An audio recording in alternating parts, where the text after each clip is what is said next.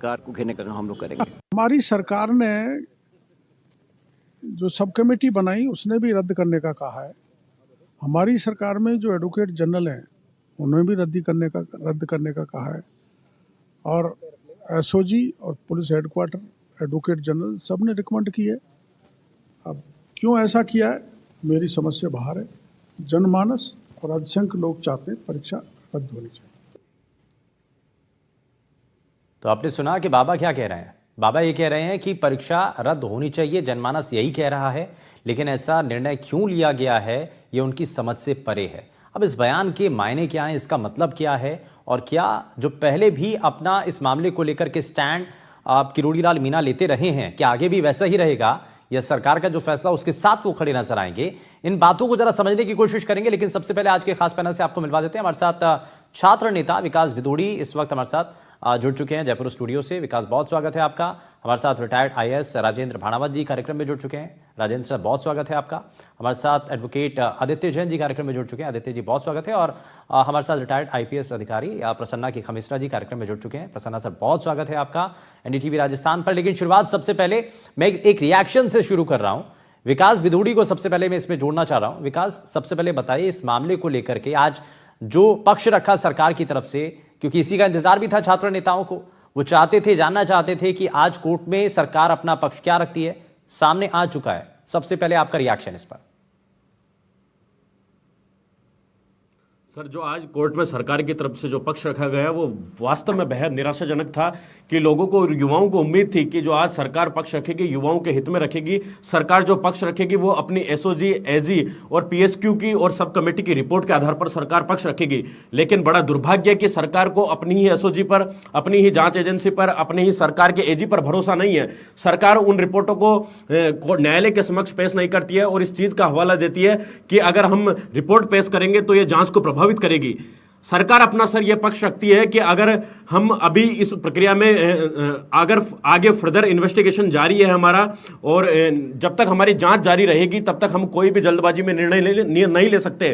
तो मैं पूछना चाहूंगा माननीय मुख्यमंत्री जी से, इस जांच के लिए आखिर वक्त कितना लगेगा? एसओजी ने जांच में बता दिया कि उस संजय छोत्रे को गिरफ्तार करो, आज तक कोई गिरफ्तारी नहीं हुई। एसओजी ने जांच में पूछा आरपीएससी की 15 तारीख का पेपर किसने बनाया, वो 15 तारीख का पेपर मंजू शर्मा ने बनाया, लेकिन आरपीएससी में उसका आज तक कोई रिकॉर्ड नहीं है। जब सरकार की तरफ से यह जवाब पेश किया जा रहा है कि हमें आगे और जांच के लिए समय चाहिए, तो समय कितना चाहिए? और समय तो 2 महीने से तो कोई गिरफ्तारियां ही नहीं हो रही है। एसओजी के एडीजी वीके सिंह जी कहते थे कि हमारे पास 200 लोगों की लिस्ट है, 300 लोग हमारे रडार पर है, तो लोग गए कहां? आखिर सरकार के किस मुखिया का दबाव है, कौन से ऐसे मंत्री का दबाव है, कौन से सीएमओ के अधिकारी का दबाव है? सरकार अपनी ही जांच एजेंसियों की और अपनी ही एजी को रिपोर्ट को पेश करने से न्यायालय में डर रही है। सरकार चाहती क्या है? न्यायालय में जज साहब ने फटकार लगाई। पिछली बार एजी साहब पेश हुए थे, एजी साहब ने खुद ने तो अपनी राय सरकार को दे दी, तो इस बार डबल एजी साहब आए, विज्ञान साहब, उन्होंने अपना पक्ष रखा और जज साहब ने फटकार लगाते हुए आगामी सुनवाई 10 तारीख को निर्धारित की है और 10 फरवरी को सुनवाई होनी है। और 10 फरवरी को देखेंगे हम कि न्यायालय से हमें आखिरी उम्मीद बची है। हाँ, अभी भी उम्मीदें हैं। भजनलाल, सरकार तो पूर्ण रूप से फेल नजर आ रही है, क्योंकि जितनी जांचें कराई वो अब उन सारी जांचों पर एक यू टर्न लेना चाह रही है। किरोड़ी लाल ने कह दिया सरकार के मंत्री कर रहे हैं, 6 मंत्रियों की कमेटी कर रही है। सर देखिए, सबसे बड़ी बात तो सरकार को, मुख्यमंत्री जी को खुद उन 6 मंत्रियों पर भरोसा नहीं है। आखिर उन रिपोर्ट को क्यों पेश नहीं किया जा रहा है? सरकार की तो रिपोर्ट वाजिब सवाल है। मैं वापस लौटता हूं विकास आपके पास, मैं वापस लौटता हूं। हमारे साथ प्रसन्ना सर भी हैं। प्रसन्ना सर, एक चीज बताइए कि इसके अंदर यू टर्न वाली बात जो अब कही जा रही है, पहले ये कह दिया गया था कि भाई बड़े मगरमच्छ हैं इसमें, हमारी सरकार आने दीजिए, हम इस पर तुरंत कार्रवाई करेंगे। अब ऐसा क्या हो रहा है कि कोर्ट के सामने जाकर के सरकार को यह कहना पड़ रहा है कि अभी हमें भर्ती, हम इसको रद्द नहीं कर सकते हैं, जबकि जो जांच रिपोर्ट है उसकी तरफ, उसमें भी ये इशारा है कि गड़बड़ियां हुई हैं, अनियमितताएं हुई हैं और इसमें पेपर लीक हुआ है, उसके बावजूद भी अभी तक रद्द नहीं हो रहा है। देखिए, इसमें अनेक इशू, कॉम्प्लेक्स इश्यूज इन्वॉल्व हैं। पॉलिटिकल स्टेटमेंट कुछ और रहते हैं, लेकिन जब सारी डिसीजन लेने की जब बात आती है तो मामला कुछ और हो जाता है। जहां तक अभी की बात है कि परीक्षा भर्ती क्यों नहीं रद्द की गई, तो इसमें हमें ये भी चीज देखना होगा कि करीब 850 पदों पे भर्ती की गई। कुछ लोग इसमें गिरफ्तार हुए हैं, अभी जांच पूरी नहीं हुई है, ये बात अलग है कि जांच जल्दी पूरी होनी चाहिए, लेकिन फिलहाल की जो स्थिति है, जांच कंप्लीट नहीं है और कुछ लोग गिरफ्तार हुए हैं। लेकिन इसमें आपको ये भी देखना होगा कि काफी लोग ऐसे हैं जिन्होंने सही तरीके से एग्जाम भी दिए हैं, उनका सिलेक्शन भी हुआ है, वो अपनी ट्रेनिंग या जो भी आगे का उनका कार्यक्रम है वो ले रहे होंगे। तो हमें उनके प्रति भी सरकार को इनजस्टिस नहीं करना है। लेकिन साथ के साथ चूंकि अभी इन्वेस्टिगेशन चल रहा है, और इन्वेस्टिगेशन में जब अगर ये सामने आता है कि इसमें बहुत ज़्यादा गड़बड़ियाँ पूरी हुई है और इसमें आधे से भी ज़्यादा कैंडिडेट्स ऐसे भर्ती हो गए जो गलत है, तो फिर सरकार को इस पे बिल्कुल फैसला करना चाहिए। और जहाँ तक जितनी भी एसओजी और सब कमेटी की जो आपने जांच का जो मैटर बताया है, वह सारे कैसे क्योंकि पॉलिटिकल कमिटीज होती है, इनके फैसले कुछ अलग हिसाब से होते हैं। जांच का नतीजा बिल्कुल जो सही जांच है, और किसी को गिरफ्तार भी अगर किया जाता है पुलिस के द्वारा, तो जब तक पूरे सबूत नहीं मिलते गिरफ्तार नहीं किया जाता। किसी इनोसेंट के प्रति अत्याचार भी नहीं होना चाहिए, ये भी पुलिस अपनी जांच में ध्यान रखती है। और मैं सोचता हूँ कि एसओजी और जितने भी अधिकारी जो जांच के हैं वो यही देख रहे होंगे। हाँ, एक बात मैं अवश्य कहना जी। चाहूंगा कि एसओजी या जिसने भी ये पहले हम लोग कभी कभी हमारे जो अधिकारी लोग हैं को उत्साह में बयान दे देते हैं, कभी कभी वो भी भारी पड़ जाते हैं।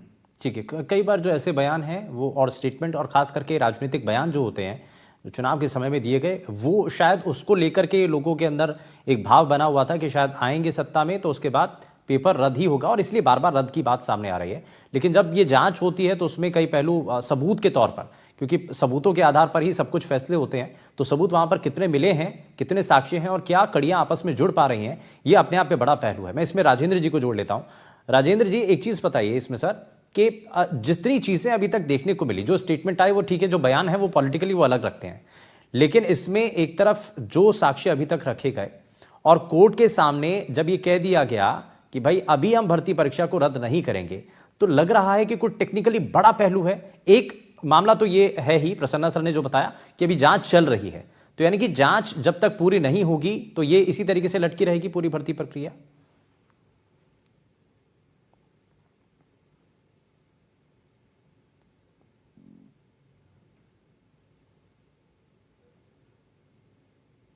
अब आवाज आ रही, अब आ जी रही जी आवाज जी आपको सर, मेरी? बताइए। हाँ, हाँ, तो मैं ये कह रहा था आपसे कि लोक सेवा आयोग का काम और सरकार के दूसरे विभागों का काम थोड़ा अलग तरह का होता है।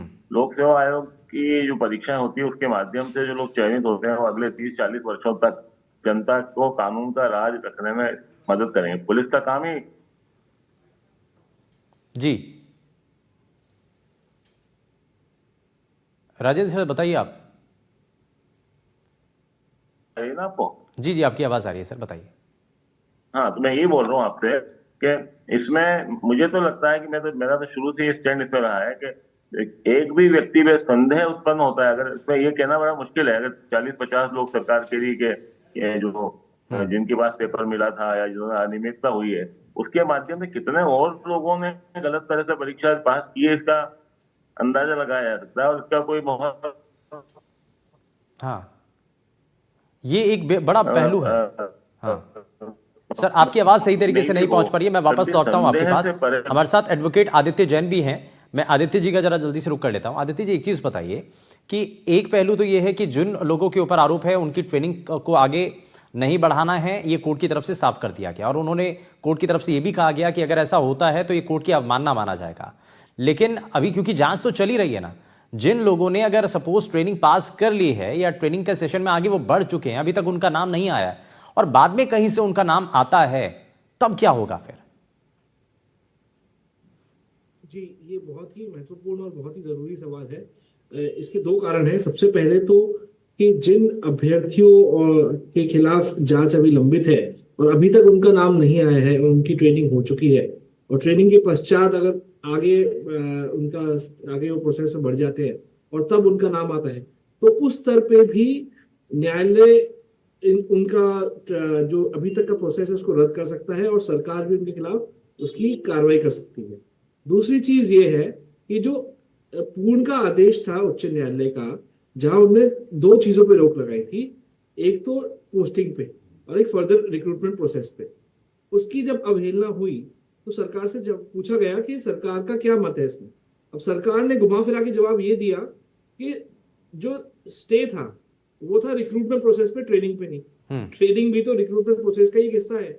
तो कोर्ट ने फिर कड़ी फटकार लगाते हुए सरकार को ये बोला कि अब जो हो गया, अब जो भी प्रोसेस है स्टेटस को अगली तारीख तक बरकरार रहेगा, स्टे बरकरार रहेगा। तो कुल मिला के बात इतनी सी है कि जो अभ्यर्थी जो आगे जिनकी ट्रेनिंग भी हो चुकी है, जिनको ट्रेनिंग के लिए भेजा भी गया था, उनका भी मामला भी आगे बढ़ाया नहीं जाएगा अगली सुनवाई तक। जब तक सुनवाई नहीं होती या फाइनल डिसीजन नहीं आ जाता न्यायालय का, ये सरकार फैसला नहीं लेती भर्ती रद्द करने का, तब तक जितने भी अभ्यर्थी है उनकी कार्रवाई आगे नहीं बढ़ेगी। ठीक है, मैं इसमें प्रसन्ना सर को वापस से जोड़ रहा हूँ। सर एक चीज़ इसमें बताइए कि ये जो जिनकी ट्रेनिंग पूरी हो चुकी है वो कब तक ऐसे ही बैठे रहेंगे और कितना और इंतजार करना पड़ेगा? यानी कि पूरी जो रिक्रूटमेंट प्रोसेस है वो तो रुक गया, थम गया वो तो। देखिए, रिक्रूटमेंट प्रोसेस निश्चित तौर पे थमा है, ट्रेनिंग भी रिक्रूटमेंट प्रोसेस का ही एक हिस्सा है। और ये बात सही है कि ट्रेनिंग उनकी रुकी रहेगी। अब देखने वाली बात है कि कितने जल्दी इन्वेस्टिगेशन पूरा कर लिया जाता है और जो सही है उसको सही बोल दिया जाए और जो गलत है उनके खिलाफ कार्रवाई की जाए। सारा डिपेंड उसी पे करता है। अब इसमें कुछ समय, क्योंकि इतना समय तो लगा ही है इस पूरे यहाँ तक पहुंचने में, अगर थोड़ा सा समय और लग जाता है, महीने 2 महीने, तो मैं सोचता हूँ कि इसमें बहुत ज्यादा किसी को असहज नहीं होना चाहिए। इसमें आपको टेक्निकली कोई कारण नजर आ रहा है सर कि जैसे कहा गया कि भाई मोबाइल फोन में किसी ने अगर पेपर देखा या कोई चीजें देखी, वो साक्ष्य जुटाने में या कड़ियां आपस में नहीं जुड़ पा रही हैं? कहाँ ऐसा लूप होल बन रहा है जिस वजह से ये पूरी चेन नहीं पकड़ में आ रही है? नहीं, मेरे ख्याल से वो कोई बहुत बड़ा इशू नहीं होना चाहिए। टेक्निकल लूपहोल्स कोई इसमें कोई विशेष इशू नहीं होंगे। विशेष इशू इसमें केवल यही है कि जिन्होंने सही एग्जाम दिया है और सही तरीके से सेलेक्ट हुए हैं, अगर उनके प्रति अन्याय किया जाए या उनको बाहर कर दिया जाए, इस पूरे प्रोसेस को ही रोक दिया जाए, तो ऐसी केस में वो लोग भी वापस कोर्ट जाएंगे, तो वापस से एक नया लीगल एंगल चालू हो जाएगा और वो एंगल कब जाके पूरा होगा तो इसका कोई एंड नहीं होगा। तो इसके लिए बेहतर ये होगा कि अपन महीने 2 महीने और इसका वेट कर लें कि पुलिस क्या रिजल्ट देती है। ठीक है, राजेंद्र जी को इसमें मैं वापस से जोड़ रहा हूँ। राजेंद्र सर एक चीज़ बताइए, क्योंकि बार बार ये कहा जा रहा है कि बड़े मगरमच्छ जो हैं वो भी अभी पकड़ में आएंगे, जांच अभी जारी है, तो क्या इसी बात का इंतजार है और इसीलिए अभी इस भर्ती को रद्द नहीं किया जा रहा है कि जांच जब पूरी होगी इसमें कुछ और बड़े नाम आने की संभावना है? देखिए, भर्ती को रद्द नहीं करने का तो मेरी दृष्टि में कोई कारण नहीं है। भर्ती को तो तत्काल रद्द कर देना चाहिए था, सरकार को अब भी करना चाहिए, क्योंकि जो लोग कहा जा रहा है साहब कि कुछ लोग निर्दोष होंगे, किसी ने बिना योग्यता के आधार पर, जब ये छंटनी करना मुश्किल हो तो कौन तो योग्यता के आधार पर भर्ती हुए हैं, कौन गलत तरीके से प्रयोग करके भर्ती हुए हैं। संदेह के बादल हमेशा इस परीक्षा पे रहेंगे। मेरा तो अपना विचार ये है कि सरकार को इसको निरस्त करके तत्काल दोबारा परीक्षा करा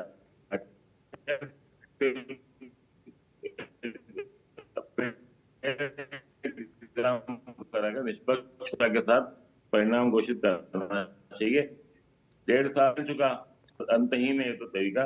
ढील ढाल की जो नीति है, इनडिसीजन की स्थिति है, सरकार को इसमें स्पष्ट, जो सरकार की खुद की कमेटी है, एसओजी सरकार की एजेंसी है, पुलिस की एजेंसी है, जिसमें इसी प्रकार से जो एडवोकेट जनरल है उन्होंने भी कानूनी राय भी अपनी दी है।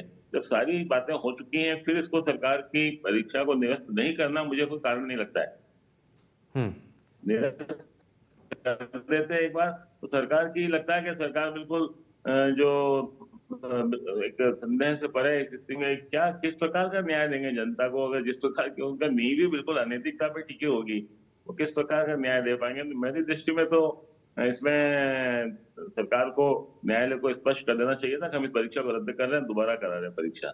वरना ये मुझे प्रसन्न जी कहे जरूर है 1-2 महीने में, 1-2 महीने में क्या 2 साल निकल जाएंगे, फिर जितना लेट होगा उतना ही लोगों को निकालना मुश्किल होगा। अभी सरकार रद्द करके कर सकती है परीक्षा दोबारा करने में, मुझे नहीं लगता किसी प्रकार की कोई आपत्ति किसी को होनी चाहिए। नहीं, और दूसरा ये भी है ना कि छात्रों में आक्रोश तो बना ही हुआ है, छात्र बार बार ये मांग कर रहे हैं, और जितना डिले होगा प्रसन्ना सर, नहीं लगता कि ये सरकार के लिए और ज्यादा मुश्किलें खड़ी करेगा? मेरा एक एंगल और भी है जो मैं मेरी बात कह रहा हूँ, क्या गारंटी है अगला पेपर वापस कोई दिक्कत ना हो, फिर क्या करेंगे? नहीं, ये तो बहुत बड़ा सवाल आप कर रहे हैं। देखिए, ये तो ये तो इसमें सरकार को ये भी देखना पड़ेगा कि आरपीएससी के अगर कोई मेंबर्स या हायर लेवल पे लोग इन्वॉल्व है तो उनको भी उनको तो उनके खिलाफ कार्रवाई तो रद्द करके भी हो सकती है। कोई रद्द करने में उनकी कार्रवाई उनके खिलाफ होने में आड़े थोड़ी आ रही किसी तरह की, वो तो बाद में भी कार्रवाई हो सकती है। तो ये अगर हम मान के चले बाद में भी ठीक नहीं होगी, आरपीएससी इतने वर्षों तक पहले कराती रही है ना, आजादी के बाद से लेके बहुत सालों तक कराती रही है।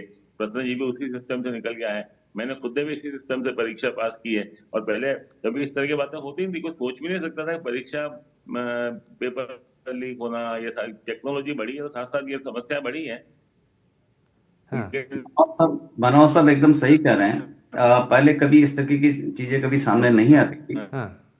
और ये भी अपन देखेंगे कि अच्छा प्रसन्ना सर, एक सवाल ये है कि अगर भर्ती परीक्षा को रद्द कर दें और उसके बाद, क्योंकि अगर और भी कोई नाम है या कोई बड़ा चेहरा है जिसके खिलाफ कार्रवाई होनी है और इसलिए थोड़ा सा डिले भी हो रहा है, कुछ और लोगों का इंतजार भी है, तो पहले भर्ती परीक्षा रद्द कर दीजिए ताकि लोगों का और जो यूथ है उनका गुस्सा तो कम से कम ये शांत हो सके, क्योंकि वो बार बार मांग कर रहे हैं।